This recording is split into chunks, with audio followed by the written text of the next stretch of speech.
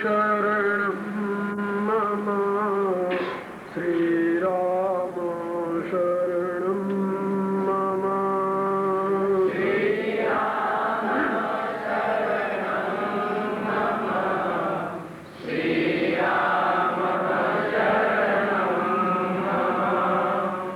श्रीराम शरणं मम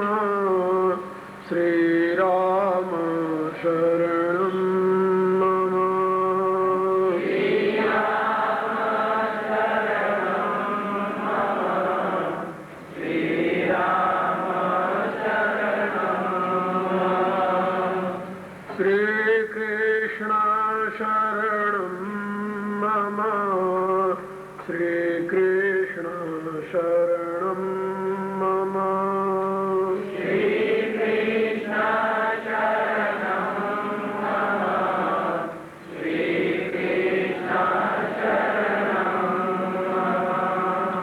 श्रीराम शरणं मम श्रीराम शरणं मम श्रीराम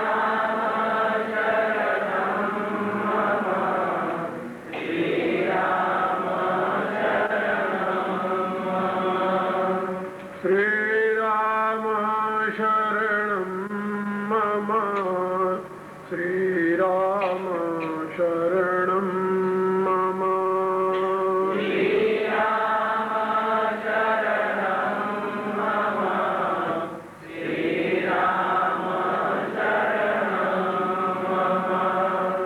श्रीकृष्ण शरणं मम श्रीकृष्ण शरणं मम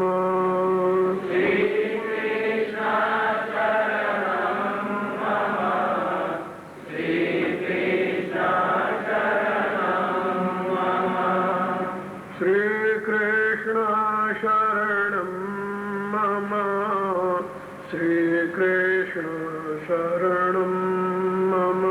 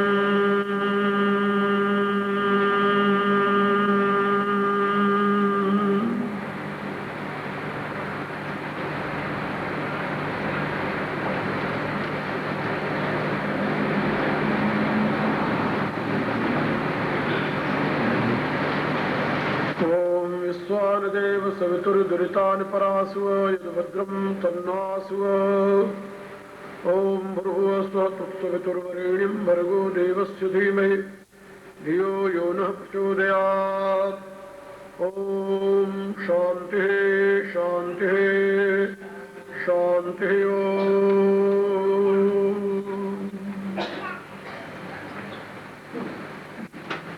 पराग रूप में उपस्थित मेरी प्रिय आत्माओं,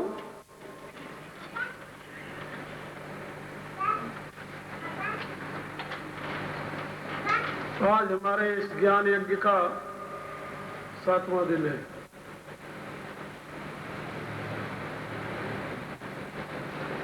कई दिनों से आप लोग सनातन धर्म के शाश्वत सिद्धांतों का श्रवण कर रहे हैं।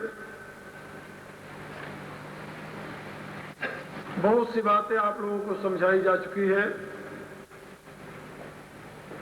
और कुछ बातें इन 3 दिनों में और बताई जाएंगी। मनन करने से आपको अपने पर, अपने धर्म पर गौरव होगा।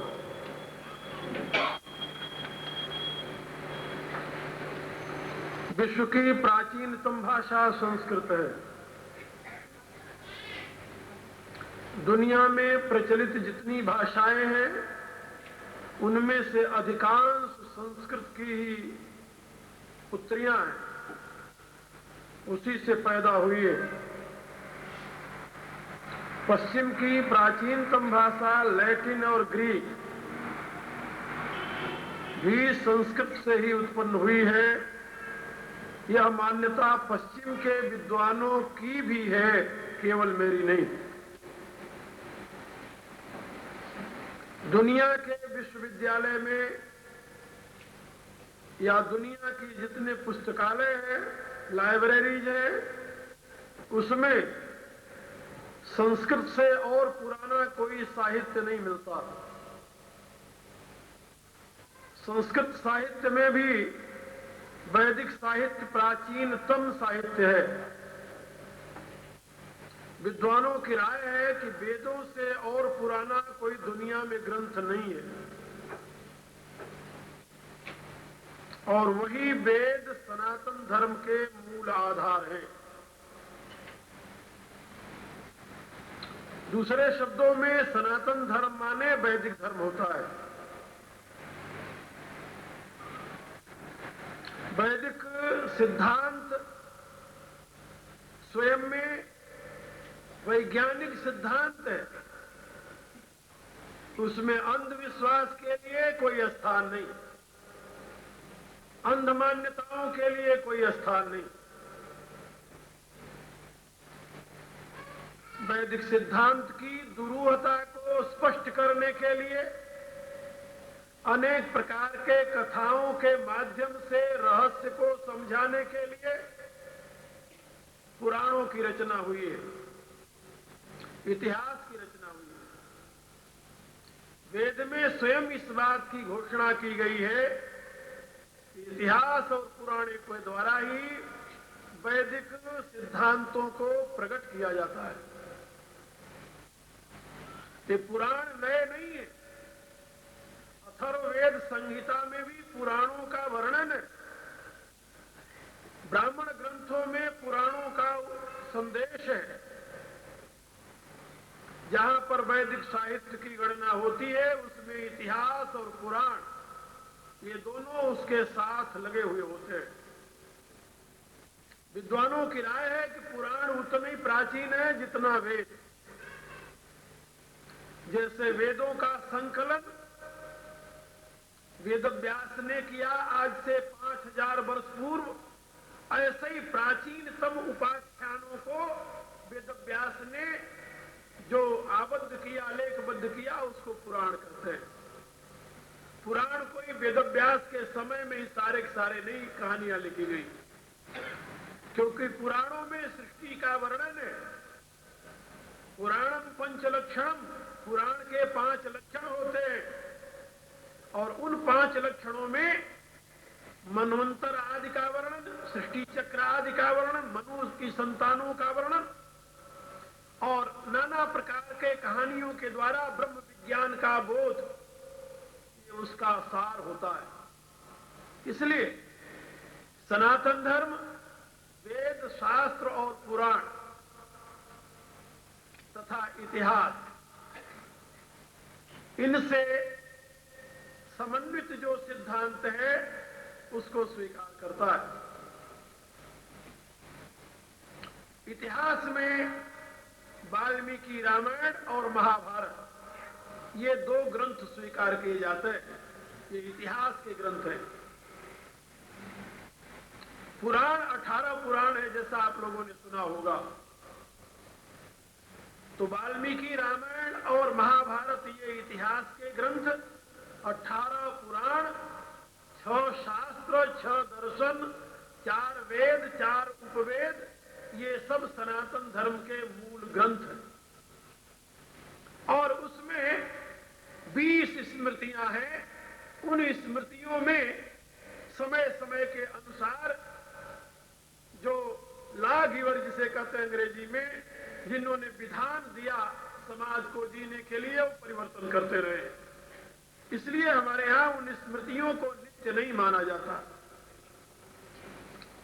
स्मृतियां नित्य नहीं है, वो प्रमाणिक है उतनी मात्रा में जितना वेद से संबंधित है।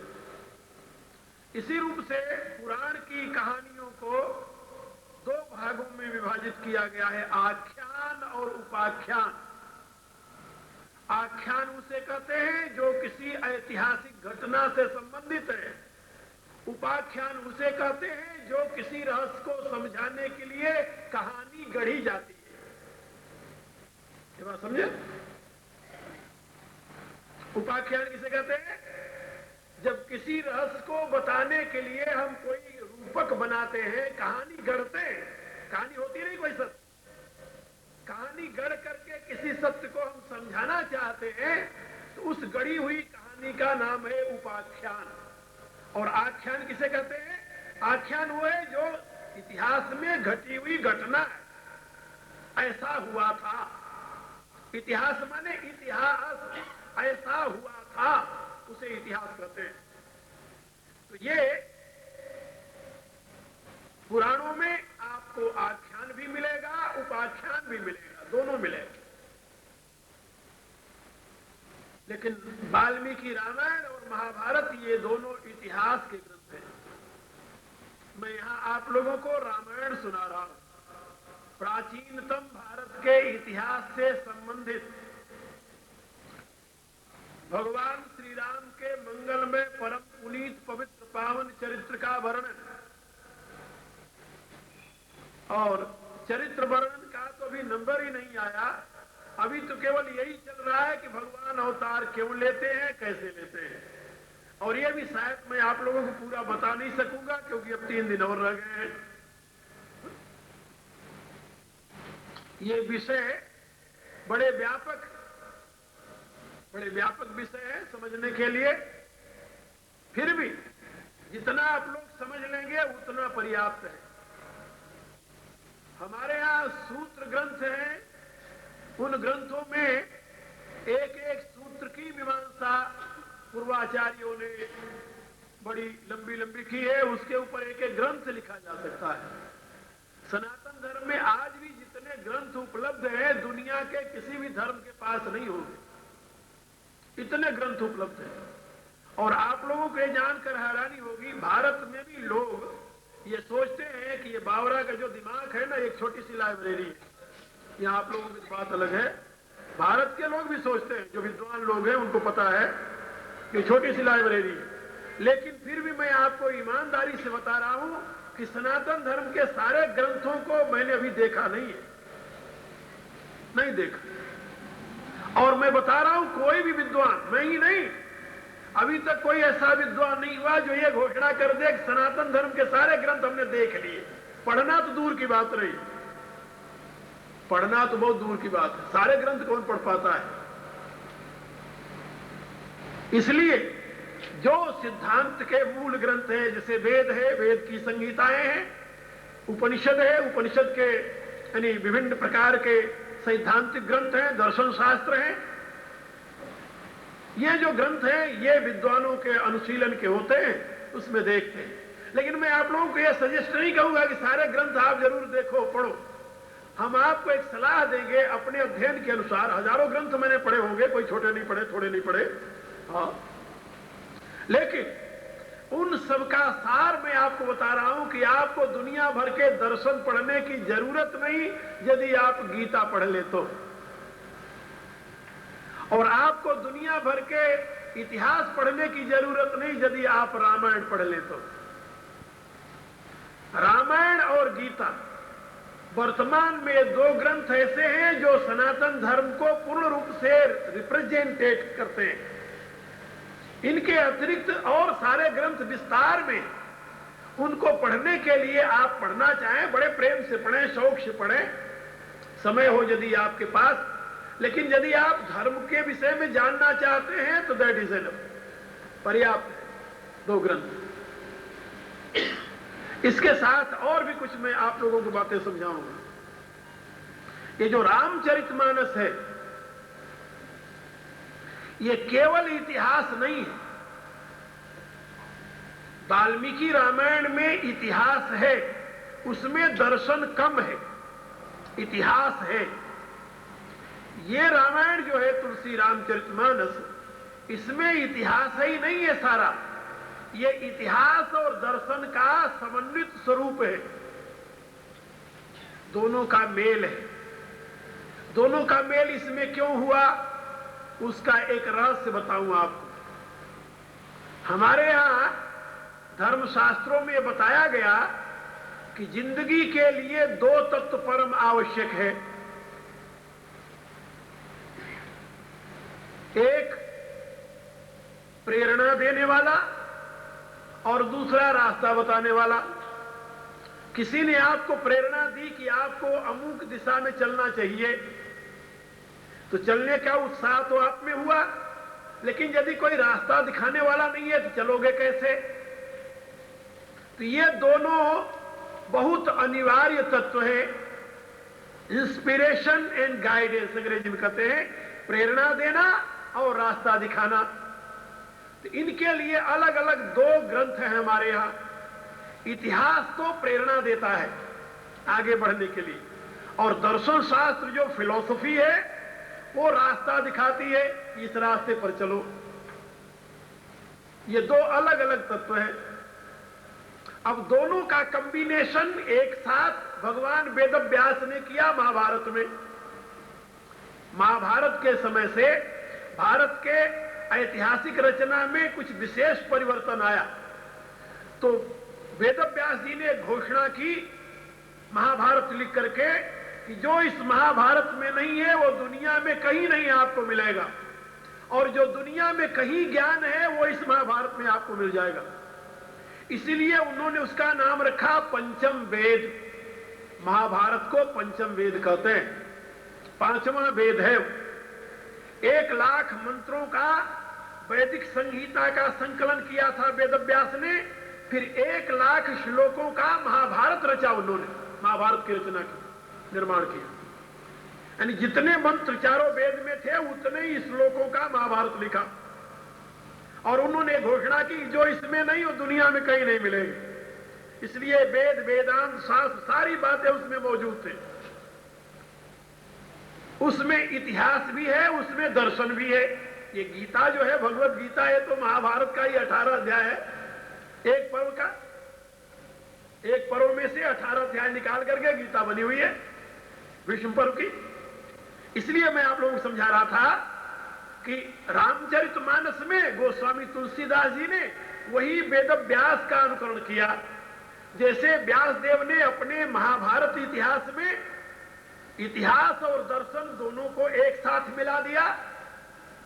अब अलग दर्शन पढ़ने की जरूरत नहीं, अलग इतिहास पढ़ने की जरूरत नहीं, एक ग्रंथ पढ़ लो, आपको रास्ता भी मिल जाएगा, प्रेरणा भी मिल जाएगी।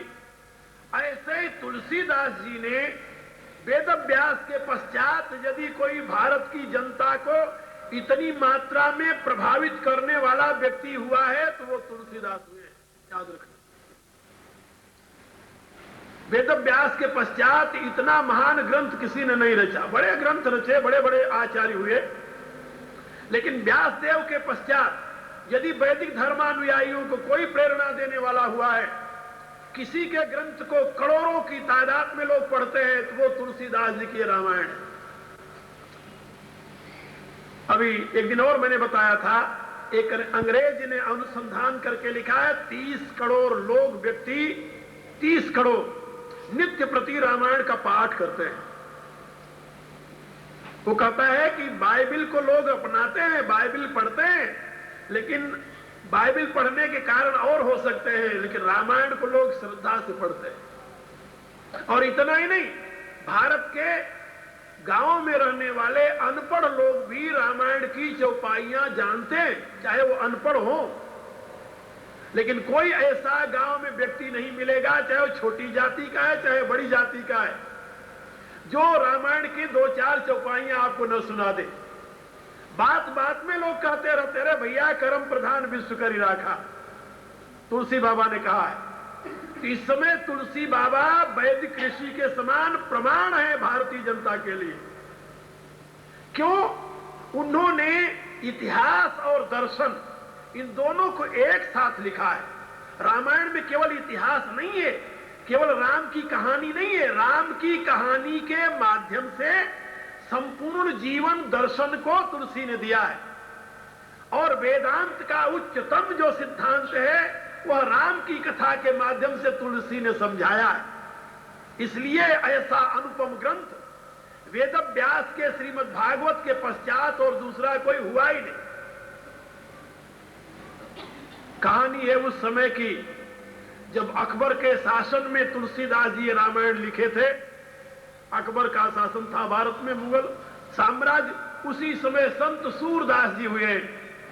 सूरदास जी का नाम सुना होगा आप लोगों ने, मैंने भी कई बार सुना है। यहां पर अकबर ने सूरदास जी से पूछा कि भगत जी, इस समय भारत में सबसे महान कवि कौन है? सूरदास जी ने कहा मैं। अकबर ने कहा मैंने सुना है कि तुलसीदास जी बड़े अच्छे कवि हैं। सूरदास जी क्या कहते हैं, सुनिए उनके विचार। उन्होंने कहा कि तुलसीदास जी कविता नहीं लिखते, कविता तो मैं लिखता हूं, तुलसीदास जी तो मंत्र लिखते हैं। क्या समझे? तुलसीदास जी कविता नहीं लिखते, तुलसीदास जी मंत्र लिखते हैं, कविता तो मैं लिखता हूं। यानी तुलसी के जमाने में उनके साथ के संत भी ये अनुभव करते थे कि तुलसी जो लिख रहे हैं ये मंत्र है, ये कविता नहीं। और आज भी वह रामायण उसी प्रकार से मंत्र का स्थान रखती है। इसकी इतनी बड़ी महिमा इसलिए है कि इसमें इतिहास और दर्शन का सम्मिश्रण है। आपको दो बातें अलग अलग पढ़ने की जरूरत नहीं। मैं इतने दिनों से रामायण की भूमिका में, केवल राम अवतार क्यों लिए, इसकी भूमिका में ही दर्शन शास्त्र की बातें समझा रहा हूं। अब देखिए, भगवान शंकर प्रणाम करते। रामायण के 4 वक्ता हैं, 4 श्रोता हैं मुख्यतः। उसमें सर्वप्रथम वक्ता भगवान शिव है और श्रोता माता पार्वती है। दूसरे वक्ता भुषुंडी जी हैं, श्रोता गरुड़ जी हैं। तीसरे वक्ता याज्ञवल्क्य जी हैं, श्रोता भरद्वाज जी हैं। चौथे वक्ता तुलसीदास जी हैं और श्रोता संत मंडली है। ये 4 वक्ता और 4 श्रोता है रामायण में। और इन चारों ने अपने अपने जगह से 4 सिद्धांतों की मीमांसा की है। जहां पर भगवान शंकर बोलेंगे वहां पर बिल्कुल अद्वैत सिद्धांत बोल रहे हैं। बिल्कुल वेदांत का वह परम पुनीत सिद्धांत जहां ब्रह्मवाद की विवेचना होती है। जहां पर भुषुंडी जी बोल रहे हैं वहां पर आप देखेंगे विशुद्ध विशिष्टाद्वैत की व्याख्या हो रही है। विशिष्टाद्वैत ये सिद्धांत है हमारे भारत का एक। अद्वैत, विशिष्टाद्वैत, द्वैताद्वैत, विशुद्धाद्वैत, ये द्वैत, ये अनेकों सिद्धांत हैं। वेदांत के ऊपर, इसके ऊपर भाष्य लिखे गए हैं बड़े बड़े।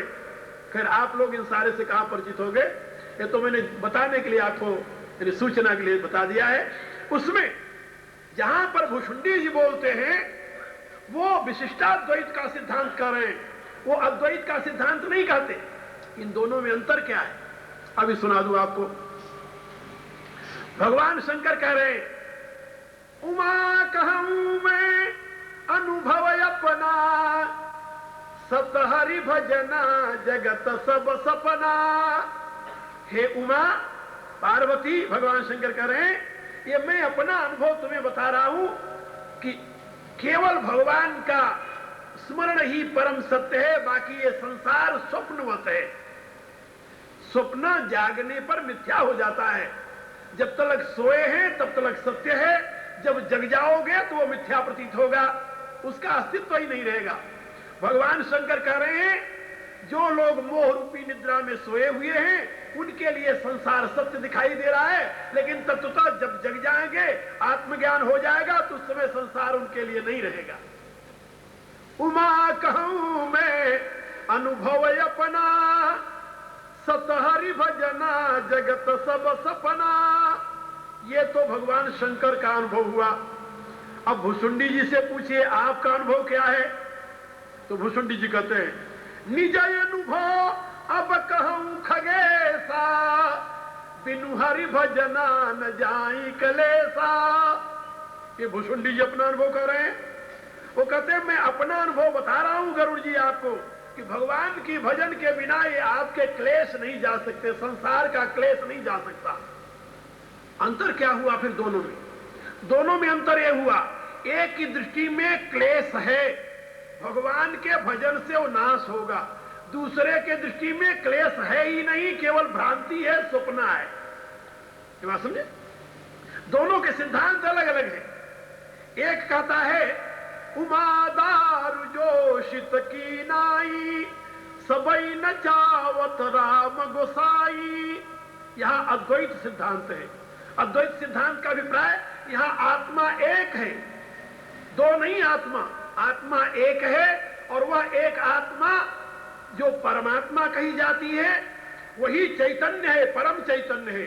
बाकी हम सब जितने हैं ये सब, ये शंकर जी कह रहे हैं ये तो काठे की पुतली है, कठपुतली। उमा दार जोशित, दार जोशित माने कठपुतली। कठपुतली देखा है कभी आप लोगों ने? कठपुतली का नाच तो देखा होगा ना, वो उसके ऊपर तार, बहुत पतला सा तार बांधा हुआ होता है, वो नचाने वाला दूर से नचाता रहता है, दिखाई नहीं देता, ये लगता है जैसे पुतली अपने आप में नाच रही है। तो जैसे पुतली का कोई अस्तित्व नहीं है, केवल आकृति मात्र ही होता है, अस्तित्व तो केवल एक नचाने वाला का ही होता है। ये बात समझे? ये भगवान शंकर का सिद्धांत है। अब भुषुंडी जी से पूछा गया कि भुषुंडी जी ये दुनिया को कौन नचा रहा और कैसे नचा रहा है? भगवान भुषुंडी जी कहते हैं नट मरकट इव सबई नचावत, राम खगेश वेद यस गावत। वो कहते हैं भैया नचाता तो भगवान है। कहा कैसे नचाता है? कहा जैसे नट बंदर को नचाता है। वहां बंदर की भी आत्मा है, नट की भी आत्मा है, वहां दोनों जीवित प्राणी हैं। लेकिन जहां कठपुतली को सूत्रधार नचा रहा है वहां जीवित एक है, कठपुतली में कोई जान नहीं है। एक जगह एक आत्मा है और दूसरी जगह आत्माएं दो अलग अलग हैं, लेकिन बंदर की आत्मा नट के इशारे पर नाच रही है। ये विशिष्टाद्वैत का सिद्धांत है। विशिष्टाद्वैत में जीव अलग है लेकिन ये परमात्मा के इशारे पर नाच रहा है। अद्वैत सिद्धांत में जीव का अपना कोई अस्तित्व ही नहीं है, ये तो कठपुतली जैसा है। ये बात समझे? ये भेद है दोनों। तो एक भगवान शंकर जो अद्वैत की बात समझा रहे हैं, दूसरे विशिष्टाद्वैत की बात समझाने वाले भुषुंडी जी, और तीसरे याज्ञवल्क्य जी हैं। याज्ञवल्क्य ऋषि हैं और वो आपको समझा रहे हैं एक और बात। वो क्या समझा रहे हैं? जहां कहीं आपको कर्म की बात आवे ना, वहां पर आप देखेंगे वहां वक्ता कौन है? याज्ञवल्क्य जी। भगवान शंकर कर्म की बात नहीं करते, भुषुंडी जी भी कर्म की बात नहीं करते। रामायण में जहां कर्म की बात आएगी कौन करेगा? याज्ञवल्क्य जी। भरद्वाज सुनु जाहि जब होत विधाता बामा, धूरि मेरु सम जनक जम ताहि ब्याल समदाम। वहां पर याज्ञवल्क्य जी बोल रहे हैं, हे भरद्वाज, जब विधाता बाम हो जाता है तो उसके लिए ये धूरी का कण जो है ये पहाड़ दिखाई देता है। धूरी मेरु सम जनक जम, और अपना पिता ही अपना काल बन जाता है। जनक जम ताहि ब्याल समदाम, और ये जो फूलों की माला होती है यही सांप बन जाती है जब विधाता बाम होता है तब। और यदि विधाता अनुकूल हो जाए तो फिर इसका उल्टा हो जाता है। तो ऐसी कर्म की बातें कौन कर रहा है? विधाता की बातें कौन करता है? वो याज्ञवल्क्य जी करते हैं। कर्म प्रधान विश्व करि राखा, जो जस करई सो तस फल चाखा। ये कर्म की बात किसका सिद्धांत है? ये याज्ञवल्क्य जी का है। अच्छा, ये सारी बातें तो ये तीन महापुरुष कर रहे हैं। एक शंकर जी बोल रहे हैं, दूसरे भुषुंडी जी बोल रहे हैं, तीसरे याज्ञवल्क्य जी बोल रहे हैं। और जहां तुलसीदास जी बोलते हैं वो क्या कहते हैं? तुलसीदास जी तो कहते हैं कि भैया न तो मैं ज्ञान जानूं, न मैं ये भक्ति जानूं, न मैं कर्म जानूं, हम तो केवल एक ही बात जानते हैं। क्या जानते हो तुम?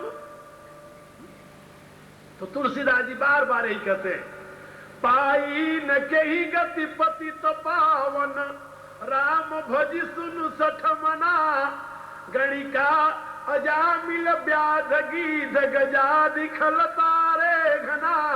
वो कहते हैं हम तो केवल भगवान का नाम जानते हैं, भगवान का नाम, नाम के सिवा और हम कुछ नहीं जानते। भगवान के नाम की महिमा है। तुलसीदास जी ने अपनी रामायण में भी लिखा है, यही मां रघुपति नाम उदारा, अति पावन पुराण श्रुति सारा, मंगल भवन अमंगल हारी, उमा सहित जहि जपत पुरारी। केवल भगवान का नाम। तो तुलसीदास जी की दृष्टि में भगवान का नाम ही सब कुछ है, भगवान का सुमिरन ही सब कुछ है, नाम से श्रेष्ठ और कुछ नहीं। ये चार महापुरुष हैं और चारों महापुरुष चार स्तर की बातें बता रहे हैं। जो लोग भी संसार में लगे हुए हैं, यहां से आगे भी चलना चाहते हैं, ध्यान से समझ लो सारे सिद्धांतों को। ये नहीं कहो कि ये तो रामायण में घपला हो गई, फिर कौन किसकी बात सत्य है। सत्य चारों की बातें हैं।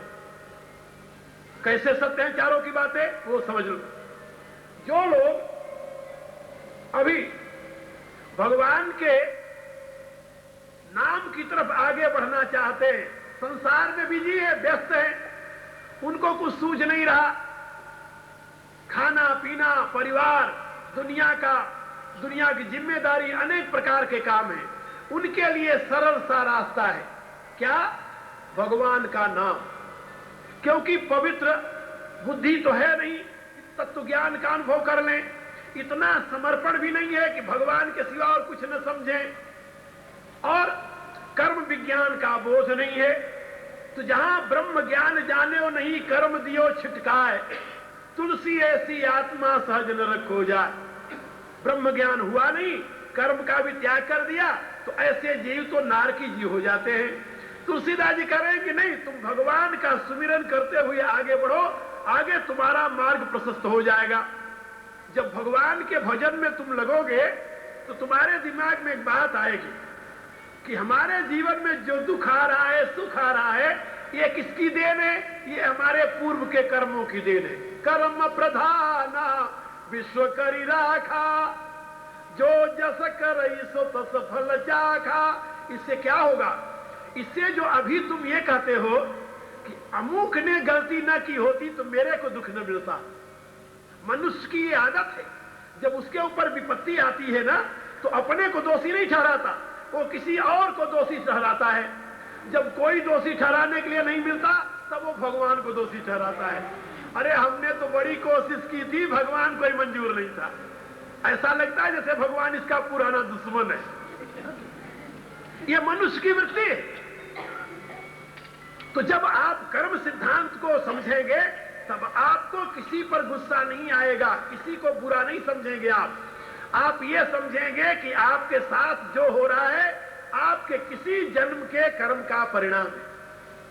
बस इतना आप स्वीकार करके अपने में संतोष करेंगे, और फिर ऐसी स्थिति में आपसे काम और होगा कि आप ये निश्चय करेंगे कि पिछले जमाने में ना मालूम कौन सा बुरा कर्म किया था, जिसका ये फल हमें भोगना पड़ रहा है, इसलिए अब दोबारा कोई बुरा कर्म नहीं करेंगे।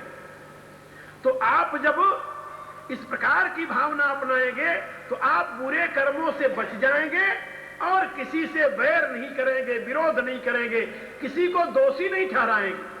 आप सोचेंगे मैं अपने कर्मों का ही फल भोग रहा हूं, और अच्छा कर्म करने के लिए भगवान का स्मरण करेंगे। जब ये दो काम हो जाएगा, भगवान आपके दिमाग में बैठ जाए और किसी को दोषी न ठहराकर अपने कर्मों की जिम्मेदारी आप ले लें, और अब सजग हो जाए कि अब दोबारा ऐसे गलत कर्म नहीं होंगे, तब धीरे धीरे आपका चित्त शुद्ध होगा। गीता कहती है योगिना कर्म कुर्वन्ति संगम त्यक्त्वात्म शुद्धे। अब आप योगी बन गए, अब आप साधक बन गए। ये साधक का जीवन है, अपने प्रारब्ध के अनुसार जो मिल रहा है उसमें संतुष्ट होना, और बुरे कर्म पुनः न करने के लिए प्रतिज्ञा करना। जैसे कल मैं बता रहा था आप लोगों को, बुरे कर्म न करने की प्रतिज्ञा करना। ये जब दो बातें आप में आ जाएंगी तब आप बनेंगे साधक। सुना होगा ना साधक, साधना करते हैं लोग। तो साधना कैसे करते हैं? साधना यहां शुरू होती है। जो आपके प्रारब्धानुसार मिल रहा है उसमें किसी दूसरे को आप दोषी न ठहरावें। न उसमें भगवान दोषी है, न काल दोषी है, और न कोई दूसरा व्यक्ति दोषी है। मनुष्य की ये आदत होती है, कोई काम बन गया तो मैंने बनाया, और बिगड़ गया तो या तो किसी व्यक्ति को ढूंढेगा, नहीं तो भगवान ने बिगाड़ा। रामायण में हम पढ़ते हैं यही बात। रामायण में हम पढ़ते हैं, छोटी सी कहानी सुना दूं रामायण की एक। भरत जी ननिहाल से आते हैं। कैकेयी ने राम को वन भेज दिया है, उसका पति मर गया, महाराज दशरथ मर गए। उनकी लाश तेल के मंजूसा में पड़ी हुई है, क्योंकि पुत्र कोई नहीं है। जब पुत्र भरत आएंगे तो उसका दाह संस्कार होगा। वहां तो यह स्थिति है, और कैकेयी बड़े आराम से ठाट से एन सारी तैयारी कर रही है कि मेरा बेटा आ रहा, उसको गद्दी पर बैठाऊंगी। ये देखिए, वही कैकेयी है, कोई दूसरी नहीं, जिसको महाराज दशरथ प्राणवत प्यार करते थे। उस दशरथ की लाश पड़ी हुई है, लेकिन उसको कोई गम नहीं इसकी। कैकेयी हर्षित यही भांति, मनौ मुदित दवलाई किराती। जैसे किरातिनी ने जंगल में आग लगा करके पशुओं को पकड़ने मारने के लिए प्रसन्न हो गई हो, ऐसे ही कैकेयी प्रसन्न है। भरत जी आते हैं, पहले कैकेयी के महल में जाते हैं। क्यों जाते हैं कैकेयी के महल में? इसलिए भरत को पता है कि मेरे पिता मेरी मां को सबसे ज्यादा प्यार करते हैं, और सही में सबसे ज्यादा प्यार करते थे। कैकेयी बहुत प्रिय थी महाराज दशरथ को। तो मेरे पिता मेरी मां के ही महल में होंगे, जहां पिताजी होंगे वहीं राम लक्ष्मण होंगे, वहीं सारा परिवार होगा। ऐसा सोचकर वो कैकेयी के महल में गए। कैकेयी खुश हो गई, आरती उतार रही है, आरती उतार कर अंदर ले आई, बैठा दिया। भरत जी जब बैठे, देखा वहां पिता नहीं, मां नहीं, भाई नहीं। भरत ने पूछा, मां? कहू कहता तो कहां सब माता? पिताजी कहां है मां? और माताएं कहां हैं? कहां प्रिय राम? और राम कहां है? कहां सिय राम लखन प्रिय भ्राता? और मेरे प्रिय भैया लक्ष्मण कहां है? भरत पूछ रहे। कैकेयी क्या करे, ये सुन रहे हो? ध्यान से सुनना। वो कहती है, तात बात में सकल समारी। अरे मेरे बेटे, बड़ा अनर्थ होने जा रहा था अयोध्या में। क्या हो रहा था? अरे क्या बताऊं तेरे को। राम को महाराज राजा बनाने जा रहे थे। ओ, ये तो बड़ी अच्छी बात थी। फिर क्या हुआ? अरे क्या बताऊं, अभी आगे तो सुन। तात बात में सकल समारी, लेकिन मैंने ऐन मौके पर सारा काम बना लिया, और मैंने अकेले नहीं बनाया। तो मंथरा भी कुंवरी भी खड़ी थी वही। वो कहती है, भाई मंथरा सहाय विचारी। बिचारी मंथरा की सहायता से मैंने सारा काम बना लिया। बनाया मैंने, लेकिन कछु का बात विधि बीच बिगाड़ू। बनाया तो मैंने सारा, और बिगाड़ा थोड़ा सा विधाता ने बिगाड़ दिया बीच में। क्या बिगाड़ दिया? कहा, भूपति सुरपति पूरपग उधारे। तुम्हारे पिताजी अपने दोस्त स्वर्ग के इंद्र के यहां चले गए। वाह भाई वाह। बनाया मैंने, बिगाड़ा विधाता ने। ये अज्ञानी व्यक्तियों का स्वभाव होता है। जो बन जाए, मैंने बनाया, बिगड़ जाए तो ईश्वर ने बिगाड़ दिया। हम क्या करें, हमने तो बड़ी कोशिश की। तो ये जो वृत्ति है, ये वृत्ति मनुष्य को ऊंचे उठने से गिरा देती है। कैकेयी की जो दुर्गति हुई आप लोग जानते हो। आज हमारे हिंदुओं में लाखों ऐसी लड़कियां होंगी जिनका नाम कौशल्या होगा, लाखों ऐसी लड़कियां होंगी जिनका नाम सुमित्रा होगा, लेकिन कोई हिंदू आज दिन तक अपनी लड़की का नाम कैकेयी नहीं रखा है ना? हाँ, नहीं रखता। कौन रखेगा?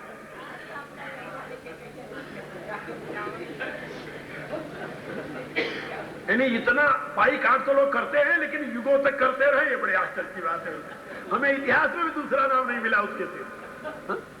तो मैं आप लोगों से निवेदन कर रहा था कि यह है मनुष्य की वृत्ति। इसलिए यहां पर जो तुलसीदास जी राम नाम में आपको लगा रहे हैं और याज्ञवल्क्य जी आपके कर्मों की आपको याद दिला रहे हैं, तो आप इन दोनों की बात समझ करके अपने आप में ये निश्चय करें, हम साधक बनेंगे और जो कुछ हमारे सामने परिस्थिति आएगी उसको हम सहर्ष स्वीकार करेंगे अपने कर्मों का परिणाम जानकर, और दोबारा ऐसे बुरे कर्म नहीं करेंगे जिससे आगे फिर हमारा फ्यूचर खराब ना हो।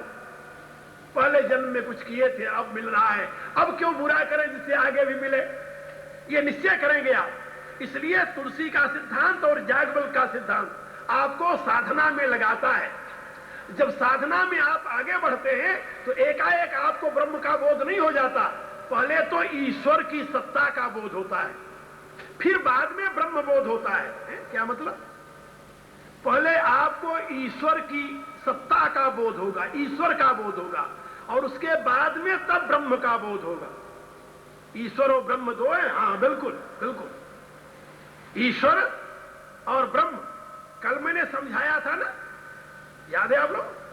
ये पिंड की आत्मा, ये अंड की आत्मा, ब्रह्मांड की आत्मा, विराट की आत्मा, सब आगे ब्रह्म। याद है कि नहीं? कल सारा डिटेल बताया था मैंने। इसलिए अब भ्रांति के लिए कोई स्थान नहीं है, इससे आप लोग समझ जाए। क्योंकि आप इस पिंड में रहते हैं ना, तो पहले आपको अपने कारण का पता चलेगा।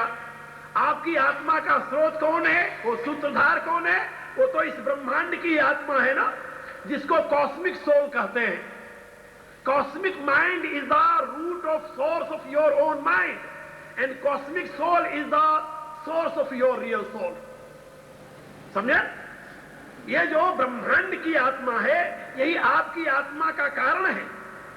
जैसे सूर्य से आपकी आंखें चमकती है ना, सूर्य ना हो तो आप देख सकते हैं? नहीं देख सकते। यद्यपि दुनिया में इस सूर्य का कोई अस्तित्व नहीं है, सृष्टि में इस सूर्य का कोई अस्तित्व नहीं है। ऐसे तो असंख्य सूर्य होंगे। जो हमारे इस नेबुला में 42 बिलियन सूर्य हुए, उन 42 बिलियन सूर्य में एस्ट्रोनॉमर बताते हैं हमारा सूर्य सबसे छोटा है। क्या समझे?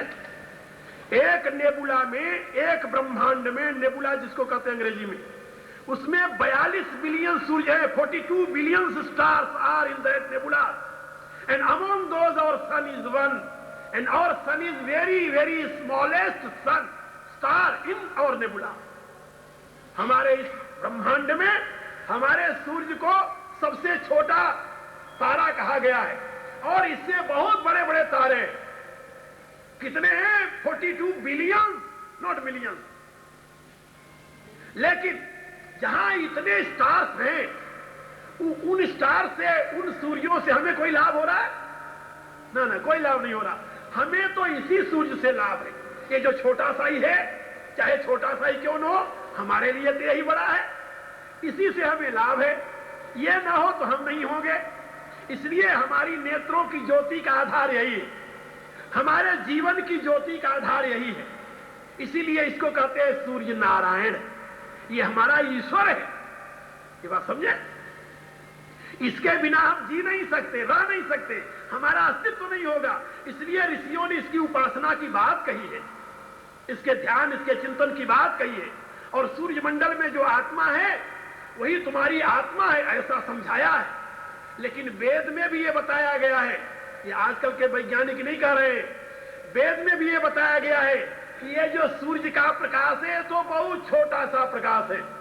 न तत्र सूर्यो भाति न चंद्र तारकम नैमा विद्युतो भांति कुतो में अग्नि तमेव भांतम मनुभाति सर्वम तस्य भाषा सर्वमिदं विभाति। ये वेद का मंत्र है, जिसमें समझाया गया है कि वो जो ब्रह्म है, परमात्मा है, उसको ये सूर्य प्रकाशित नहीं करता। ये सूर्य उसको प्रकाशित नहीं करता, ना तत्र सूर्यो, वहां ये प्रकाश नहीं देता। अरे जैसे दिन हो जाए जब, तो ये लाइट जलाते रहो, 1000 पावर का एक बल्ब लगा दो, अंधेरी रात में जलाओ तो बड़ा प्रकाश देगा, है ना? और जब सूर्य उदय हो जाए तो उसकी कोई कीमत होती है? कोई कीमत नहीं होती, वो तो ट्विंकलिंग ट्विंकलिंग करने लगता है वैसे, है ना? तो जैसे बड़े प्रकाश के सामने इस छोटे प्रकाश की कोई गिनती नहीं रहती। ऐसे ही उस ब्रह्म परमात्मा के दिव्य प्रकाश के सामने इस बेचारे सूर्य के प्रकाश की क्या गिनती है? कोई गिनती नहीं। तो आप समझे?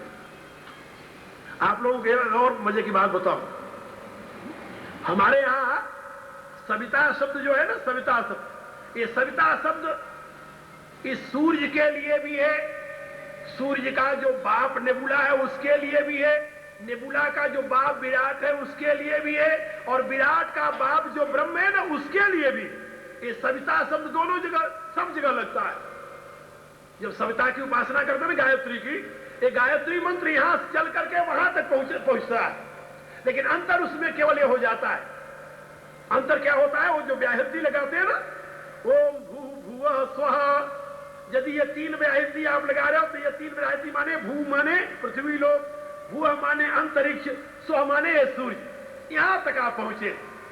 लेकिन यदि आप इससे आगे उस ब्रह्म का चिंतन करना चाहते हैं गायत्री में, फिर आपको ये 3 व्याहृति से काम नहीं चलेगा। ना ना, ओम भू ओम भुवा ओम स्वाहा ओम महा ओम जना ओम तपा ओम सत्यम, वो वहां तक जाना पड़ेगा। वो 7 व्याहृतियां लगेगी, तो 3 नहीं लगेगी।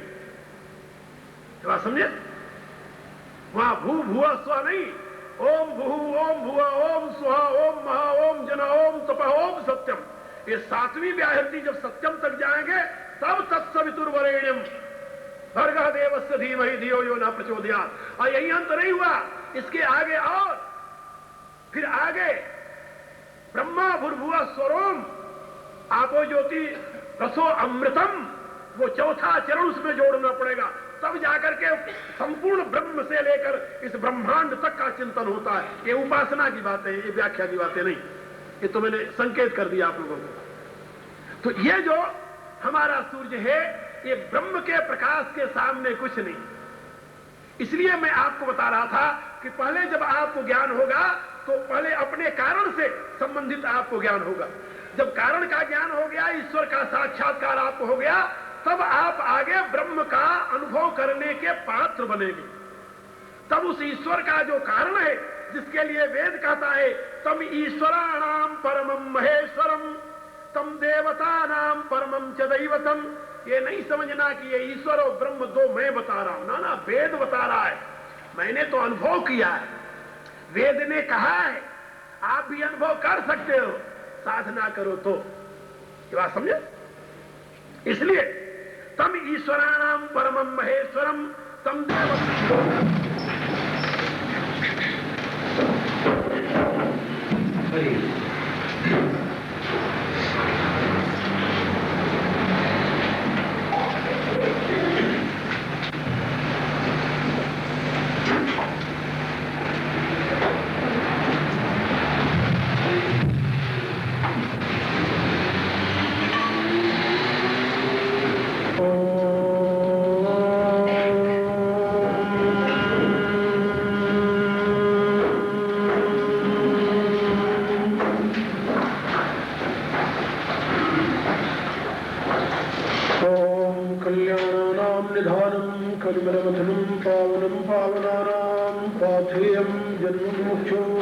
परपद प्राप्त प्रस्थितस्य विश्रामस्थानमेकं कविवर्वत्सां जीवनं सज्जनानां बीजं धर्मद्रुमस्य प्रमोत भवतां भूते राम नमः। ॐ विश्वानदेव सवितुर्दुरितानि परास्व यद्भद्रं तन्वास्व। ओम भूर्भुवः तत्सवितुर्वरेण्यं भर्गो देवस्य धीमहि धियो यो न प्रचोदयात्। ओम शांति शांति शांति।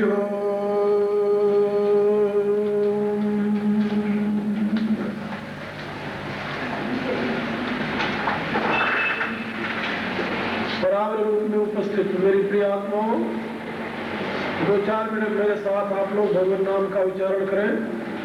बाद में भगवान श्री राम के परम पुनीत पवित्र पतित पावन चरित्र का वर्णन किया जाएगा।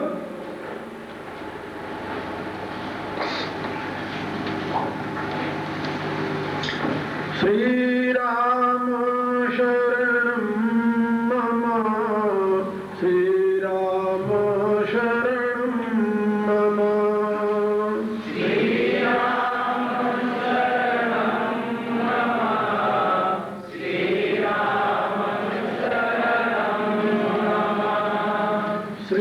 राम शरणं मम, श्री राम शरणं मम, श्री राम शरणं मम, श्री राम शरणं मम, श्री राम शरणं मम, श्री राम शरणं मम, श्री राम शरणं मम, श्री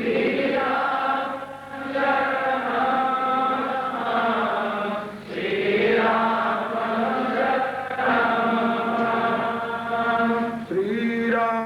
शरणं मम, श्री राम शरणं मम, श्री राम शरणं मम, श्री राम शरणं मम, श्री कृष्ण शरणं मम, श्री कृष्ण शरणं मम,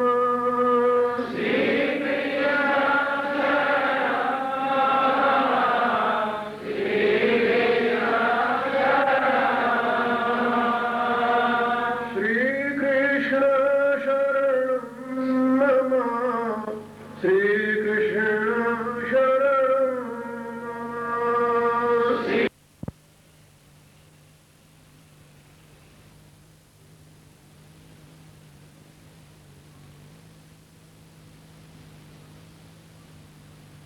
मम, जब भगवान बच्चा बन गए तो कौशल्या कहने लगी अभी बात बनी नहीं भगवान। कहा क्यों? कहा जब बच्चा पैदा होता है तो रोता है, तो आप रो।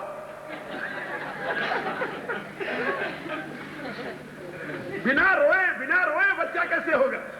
आपको रोना होगा। तो सुनी बचन सुजाना रोदन ठाना, मां की बात जब सुने तो भगवान रोने लगे।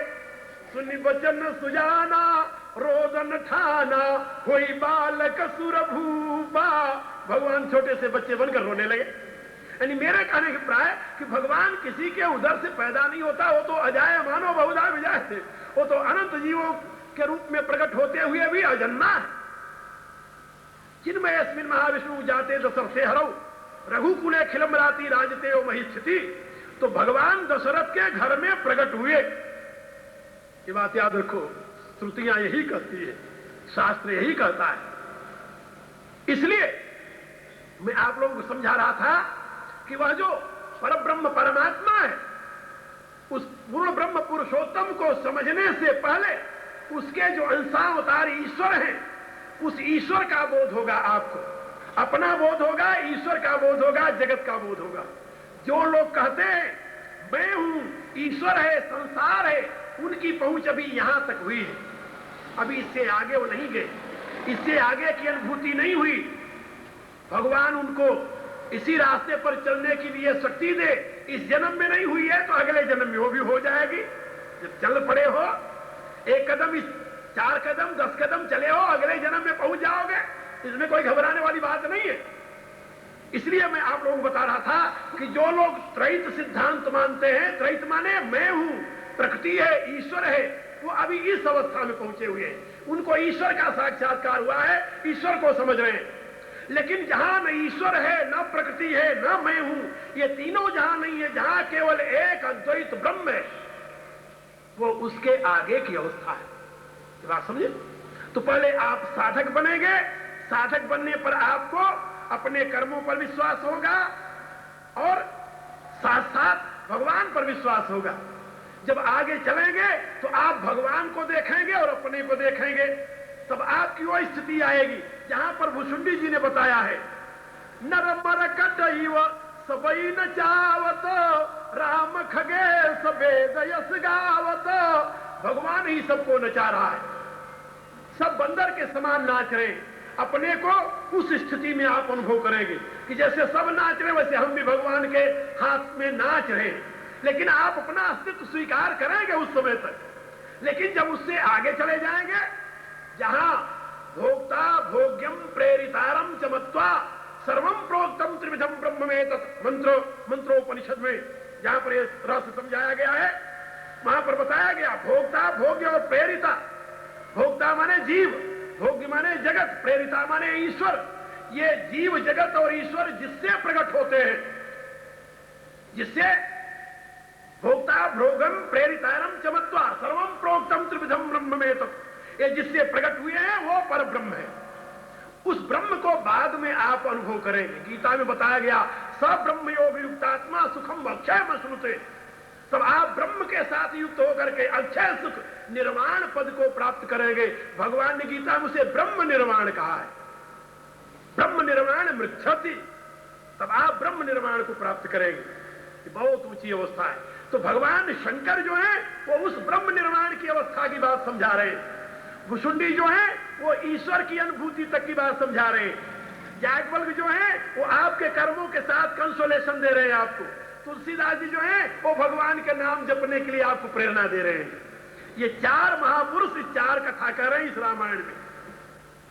अब आप समझिए कितने बड़े सिद्धांत का एक कोश है। इसीलिए रामायण की एक एक चौपाइयों पर या एक एक प्रसंग पर हम लोग महीने महीने व्याख्यान देते रहते हैं, फिर भी पूरा नहीं होता, क्योंकि सारा वेद शास्त्र तो भरा हुआ है। एक रामायण की चौपाई, एक वेद का मंत्र, एक शास्त्र का सूत्र या श्लोक, करते जाओ व्याख्या।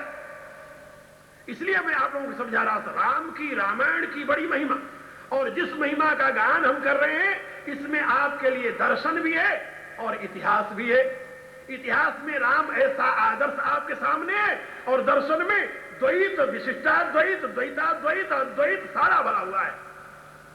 यहां से लेकर वहां जितने सिद्धांत हो सकते हैं समस्त सिद्धांतों का कोश है। इसलिए आज भारत में रामायण को हर एक संप्रदाय का व्यक्ति मानता है, हर एक संप्रदाय, किसी भी संप्रदाय का हो। जैसे वह श्रीमद् भागवत को, जैसे वह भगवत गीता को अपना मानता है, वैसे रामायण को अपना मानता है। वो ये नहीं समझता कि रामायण किसी एक संप्रदाय का ग्रंथ है। आचार्य शंकर की बातें सब नहीं मानते भारत में, रामानुज की बातें सब नहीं मानते भारत में, वल्लभ निम्बार्क की बातें सब नहीं मानते भारत में, चैतन्य महाप्रभु और क्या नाम विष्णु स्वामी की बातें सब नहीं मानते भारत में। उनके संप्रदाय के जो अनुयायी हैं वही मानते हैं, उनके लिए वो सत्य है।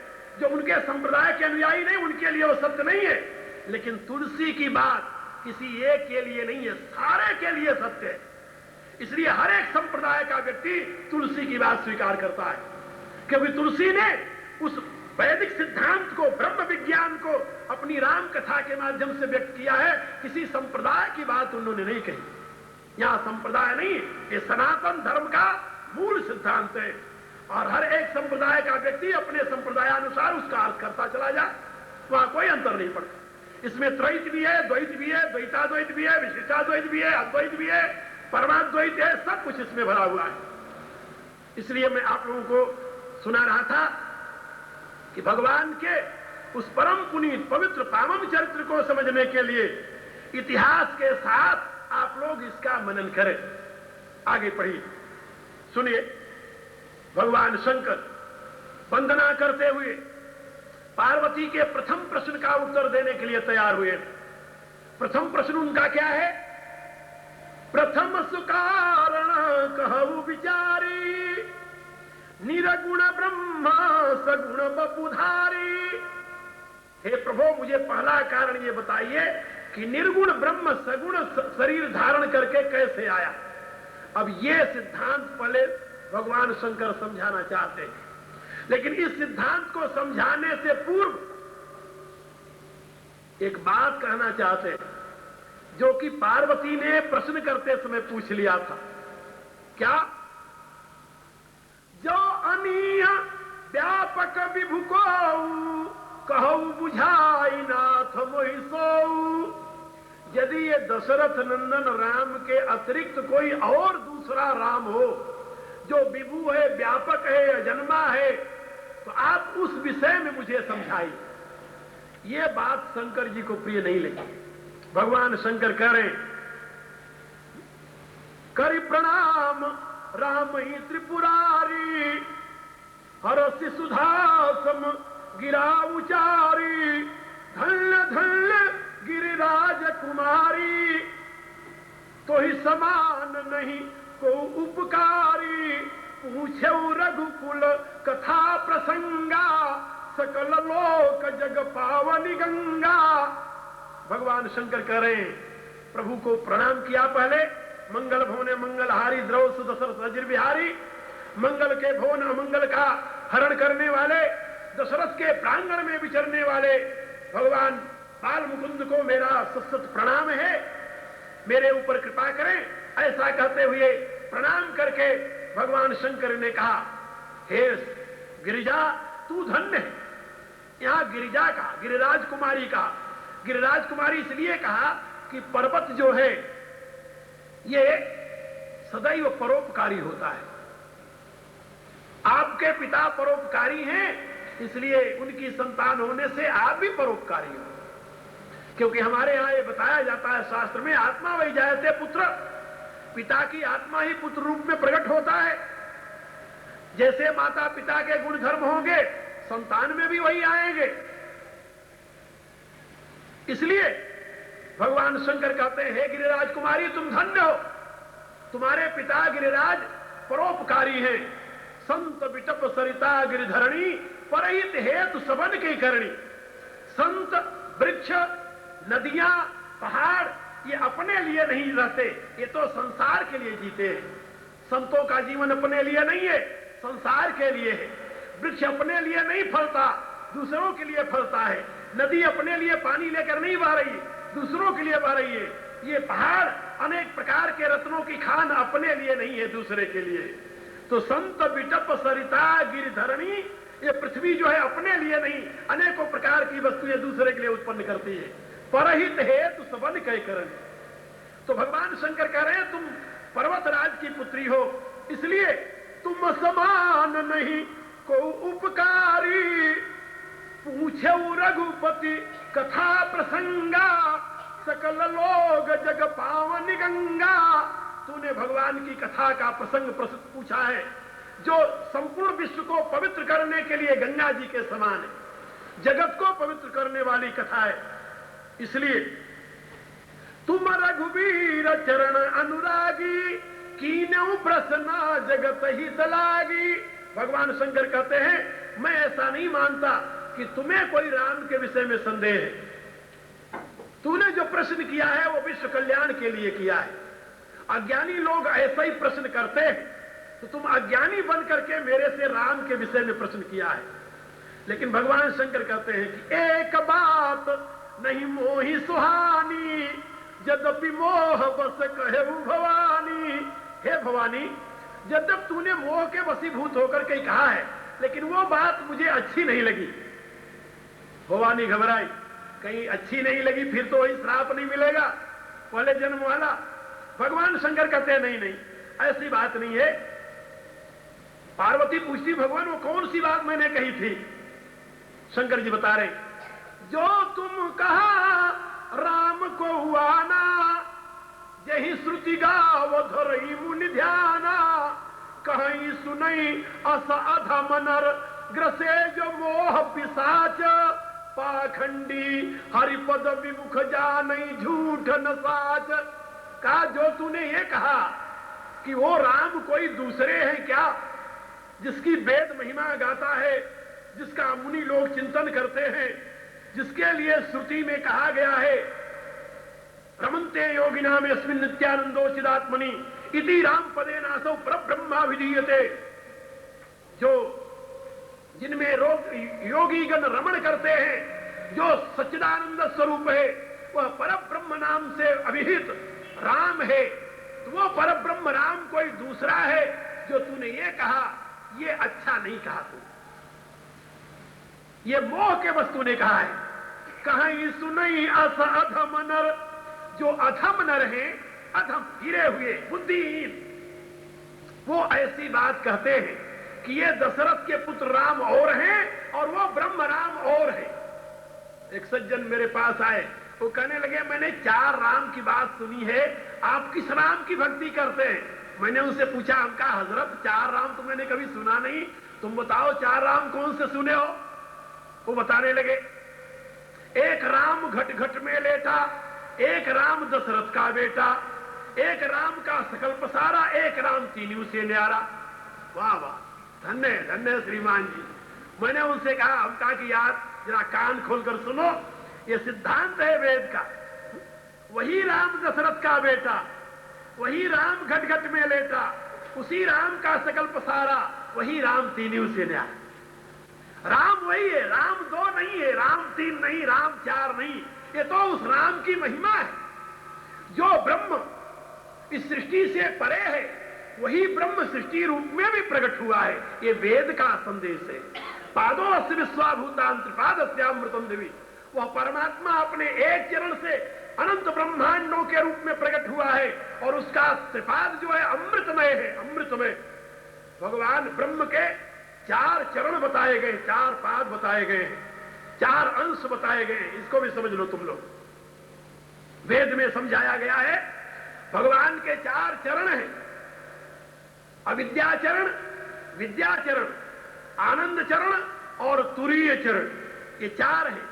इसको दार्शनिक भाषा में कहते हैं अविद्यापाद, विद्यापाद, आनंदपाद और तुरीय पाद। ये 4 पाद, 4 चरण है परमात्मा के। उसमें से जो ब्रह्मांड है सारा, ये सब एक चरण माने अविद्या चरण में है। अविद्या माने न विद्यते यस्याम विद्या सा अविद्या, जिसमें स्वयं का ज्ञान नहीं होता उसको अविद्या कहते हैं। दूसरे शब्दों में उसका नाम है नेचर। अंग्रेजी में उसे नेचर कहते हैं। वो इनएनिमेट है, वो इनसेंशिएंट है, वो जड़ है। उसको अष्टधा प्रकृति भी कहते हैं। भूमिरापो नरो वायु खम मनो बुद्धिरेव च अहंकारितीयम में भिन्ना प्रकृति अष्टधा। ये अष्टधा प्रकृति है, पृथ्वी जल अग्नि वायु आकाश मन बुद्धि अहंकार। ये 8 प्रकृति जो है इसको अविद्याचरण कहते हैं। इससे परे जो है ज्ञान स्वरूप चेतन आत्मा, इसको विद्या कहते हैं। और ये आत्मा जिस आनंद से आविर्भूत हुआ है उसको आनंद पाद कहते हैं। और वह आनंद स्वरूप जो पर ब्रह्म है वह तुरीय पाद है। ये बात समझे? तो वो जो तुरीय आनंद और विद्या है वह रसमय, ज्ञानमय, सत्ता में है, इसलिए उसको कहते हैं सत्यम ज्ञान अनंतम ब्रह्म। वो ब्रह्म कहा जाता है और उसके एक अंश से सारा विश्व है। और उसी एक अंश के विषय में भगवान ने गीता में बताया, एक अंश से न स्थितो जगत। मेरे 4 अंश हैं, उसमें से एक अंश से मैं जगत रूप में प्रकट हुआ हूं। ये बात समझे? तो जो ब्रह्म इस जगत रूप में प्रकट है वही ब्रह्म इस जगत से परे भी है। पुरुष एवेदग्वम सर्वम यद्भूतम यच्च भावम्य। वेद कहता है जो है, जो था, जो आगे होगा, सब एक परमात्मा है। और वही वेद कहता है पादो अस्य विश्वाभूतां त्रिपादस्यामृतम देवे ततो विराट जायत विराजो अधिपुरुष। उसी से विराट पैदा हुआ और वह विराट के ऊपर विराजित है, विराजो अधिपुरुष। इसलिए मैं आप लोगों को समझा रहा था कि वेद के सिद्धांतानुसार ब्रह्म कोई 4 नहीं है, राम कोई 4 नहीं है, वही राम 4 रूपों में है। हाँ, एक बात जरूर मैं आप लोगों को बताऊंगा। ऐसी बातें कब आई जानते हो? कबीर के जमाने में भारत में आई। कबीर एक अनपढ़ संत था तो बड़ा गुरु भक्त, भगवान रामानंद का शिष्य था, अनन्य चरणानुरागी था गुरु के। और क्योंकि जुलाहे के यहां पला हुआ था इसलिए उसने वेद शास्त्र नहीं पढ़े थे। जो कुछ बात उसने साधना से अनुभव किया वो कहता था ये मैंने अनुभव किया है, मेरी अनुभूति है, तुम्हारे वेद में नहीं है। क्योंकि उस समय जो वेद के पंडित लोग थे वो पूरे महापुरुष लोग थे, उनको वेद शास्त्र का तत्व ज्ञान था नहीं। वो केवल कर्म कांड ही जानते थे। वो यही समझते थे कर्म करोगे भोगोगे, ये होगा वो होगा, ये यज्ञ करो तो स्वर्ग में जाओगे, नहीं करोगे तो नरक में जाओगे, इतना ही जानते थे।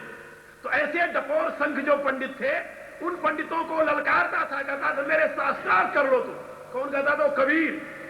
वो कहता तेरा वेद कुछ नहीं जानता, मैं वेद से आगे की बात जानता हूं। क्योंकि वो बेचारे ने वेद नहीं पढ़ा था और वेद की जो बातें वो पंडित बताते थे वो सही में उससे बहुत नीचे की बातें होती थी। बहुत नीचे की बातें होती थी। इसलिए कबीर को यह साहस हुआ कहने का, यदि कहीं वो वेद पढ़ा होता या किसी वैदिक विद्वान तत्वज्ञ के पास गया होता तो ऐसी बात कभी नहीं कहता।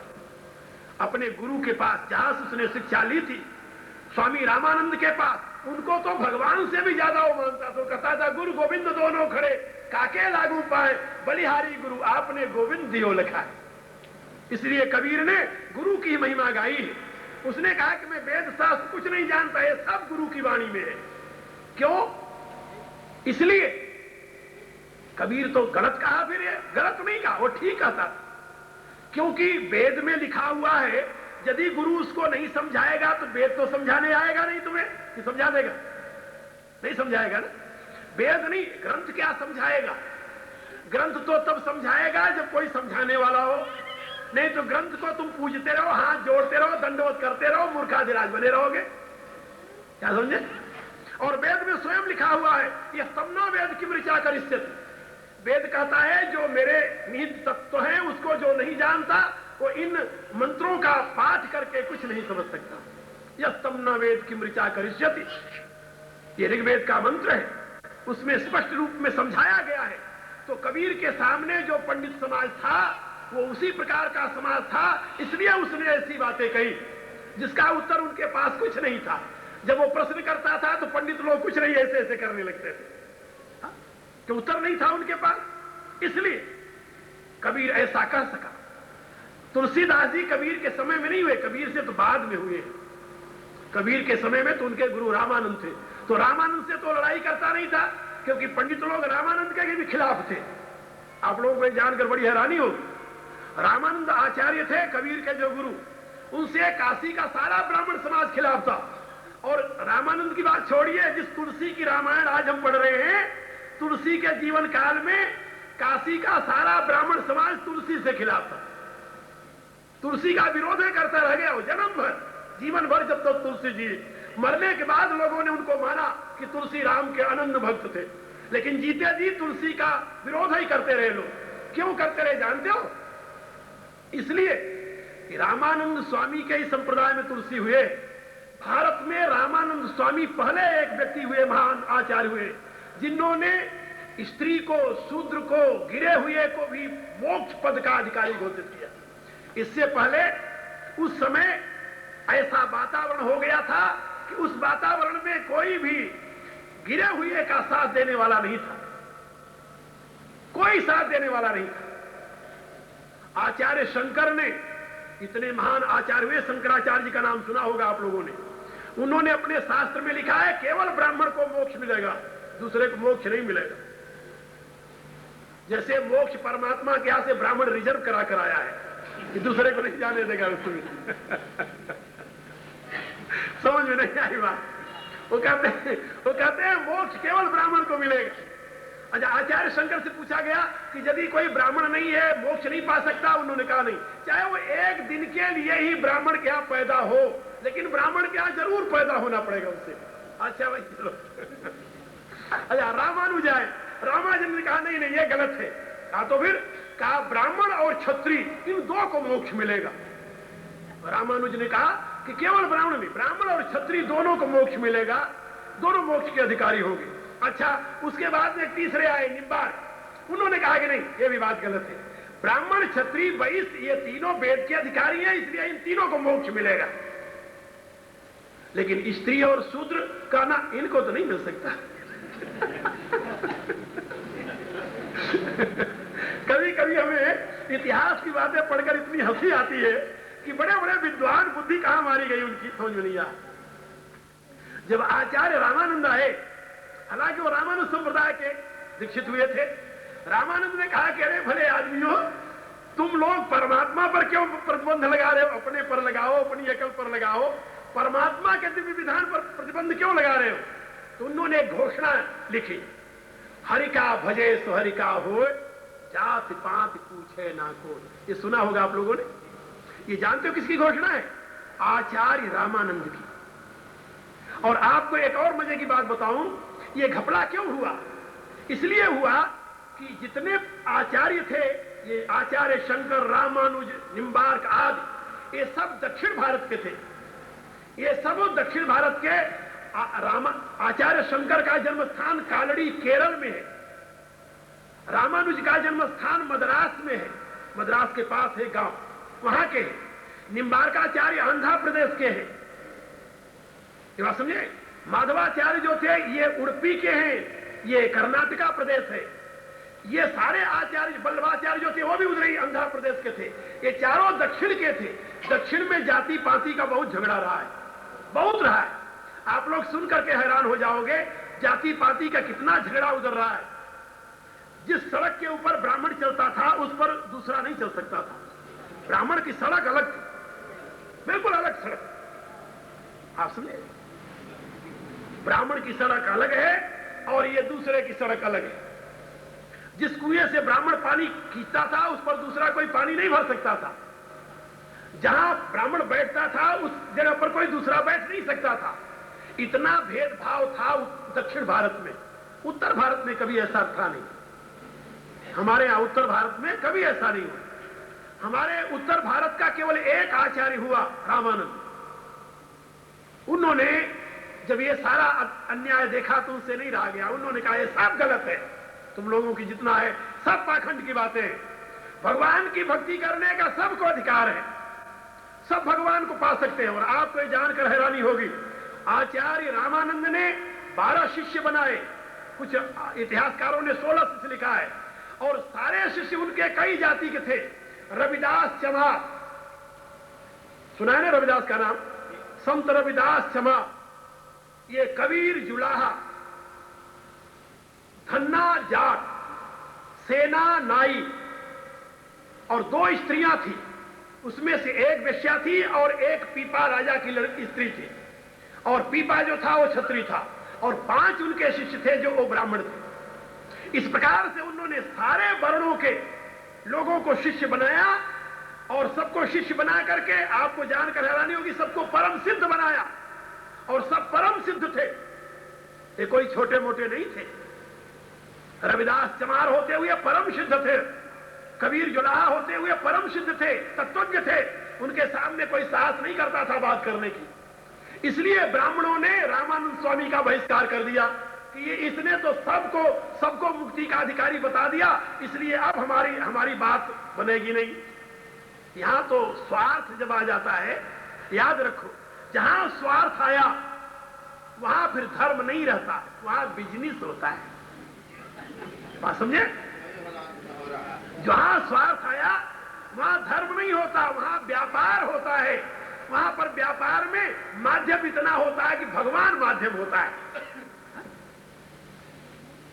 वहां भगवान माध्यम होता है और दूसरा नहीं, स्वर्ग माध्यम होता है।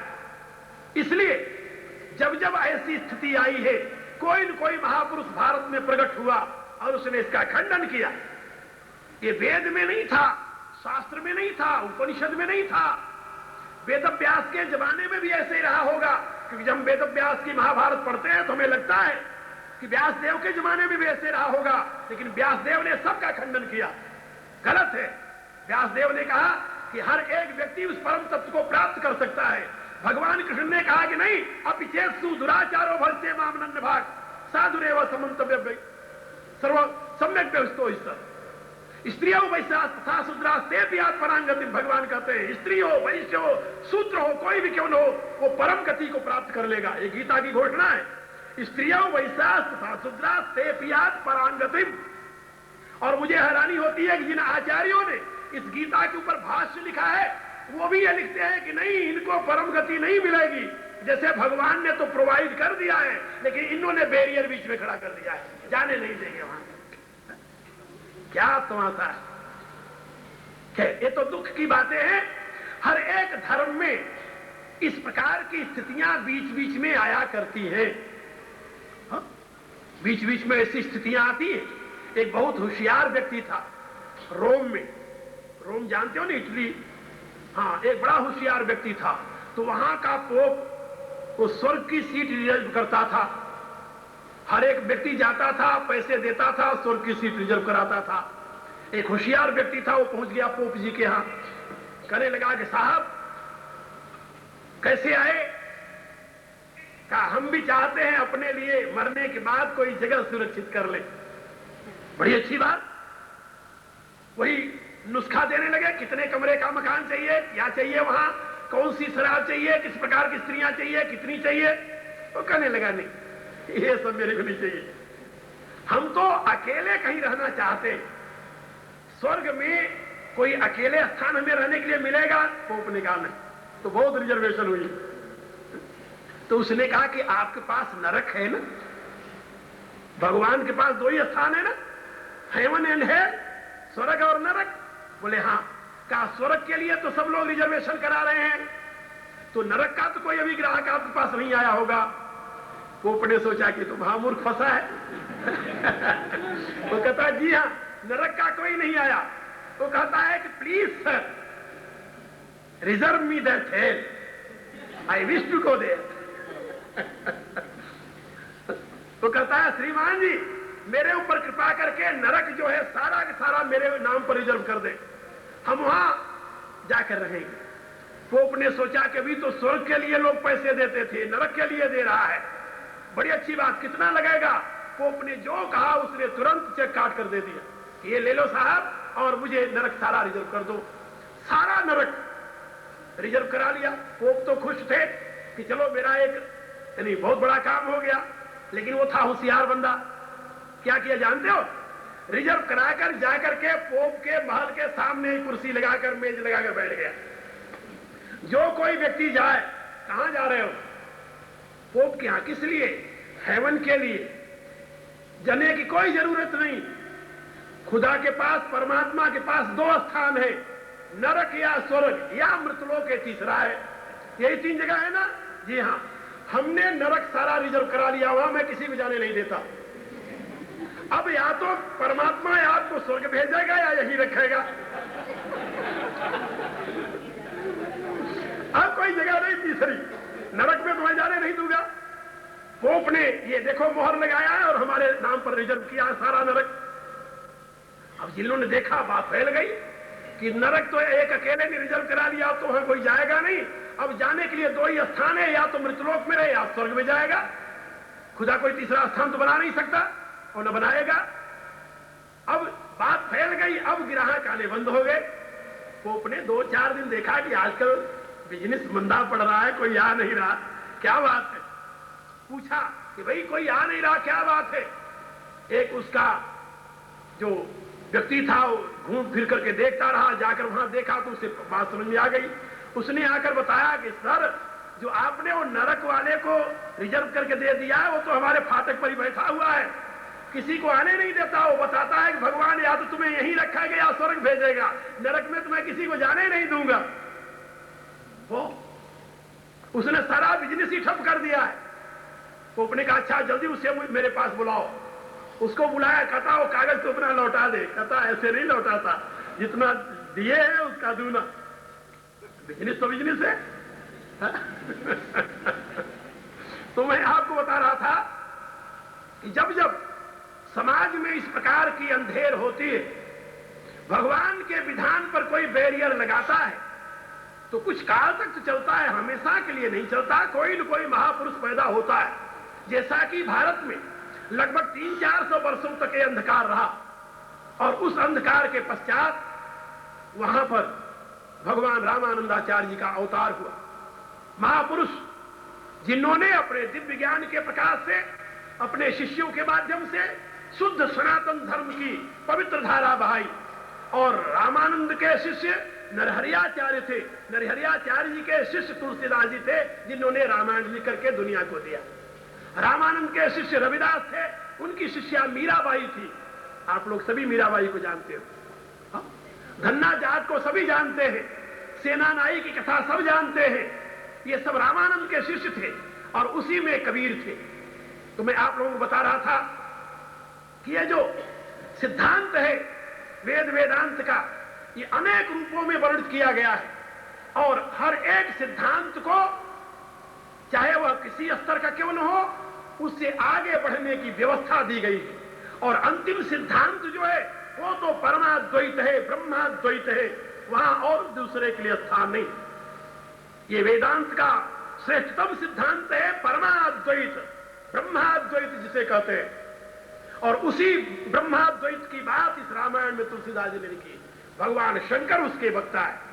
लेकिन पहले भगवान शंकर की बात समझने से पूर्व आपको तुलसी, जागबल्क और भुषुंडी की बात समझनी पड़ेगी, फिर आप उसको समझोगे।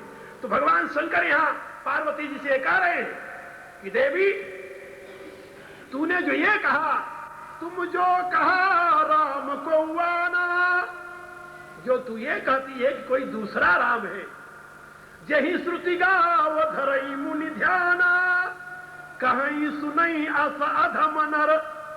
ऐसे तो अधम नर कहते, अधम, अधम माने जो नीचे गिरते गिरते वहां गिर गया है जहां गिरने के आगे और कोई गिरने का स्कोप ही नहीं है, जगह ही नहीं है। निम्नतम स्तर पर पहुंचे हुए प्राणी को अधम कहते हैं। तो कहीं सुनई अस अधम नर, ग्रसेज मोह पिशाच, मोह रूपी पिशाच ने उनको ग्रस लिया है। इसलिए वो कहते हैं कि ये राम और है, परमात्मा और है। पाखंडी हरिपद विमुख, जानई झूठ न साच। ऐसे लोग पाखंडी हैं, ऐसे भगवान के यथार्थ स्वरूप से विमुख हैं। उनको न सत्य का पता होता है, न असत्य का पता होता है। अज्ञ अकोविद अंधय भागी, काई विषय मुकुर मन लागी। लंपट कपटी कुटिल विषेखी, सपने साधु सभा नहीं देखी। कहीं से वेद असम्मत बानी, जिनके सूझ लाभ नहीं हानि। भगवान शंकर कह रहे, पार्वती, जो कपटी हैं, लंपट हैं, जिनका दूषित आचरण है, जो कुटिल बुद्धि वाले हैं, जिन्होंने कभी सत्पुरुषों का संग नहीं किया, सत्संग का सेवन नहीं किया, वही लोग कहते हैं कि ये वेद के असम्मत है। यानी वेद में ये नहीं लिखा है कि ब्रह्म जो है वो राम बनता है, यानी निर्गुण जो है साकार होता है। ये कौन लोग कहते हैं?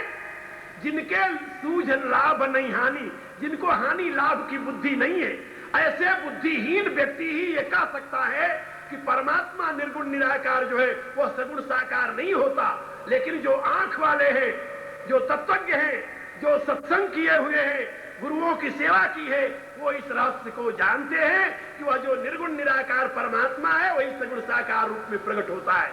भगवान शंकर अपने इष्ट देव भगवान श्री राम का चिंतन कर रहे हैं। आप लोग भी अपने अपने इष्ट का चिंतन करो और मैं भी अपने विचारों को ही विश्राम दे दूं। 10 बज गया, ठीक है ना?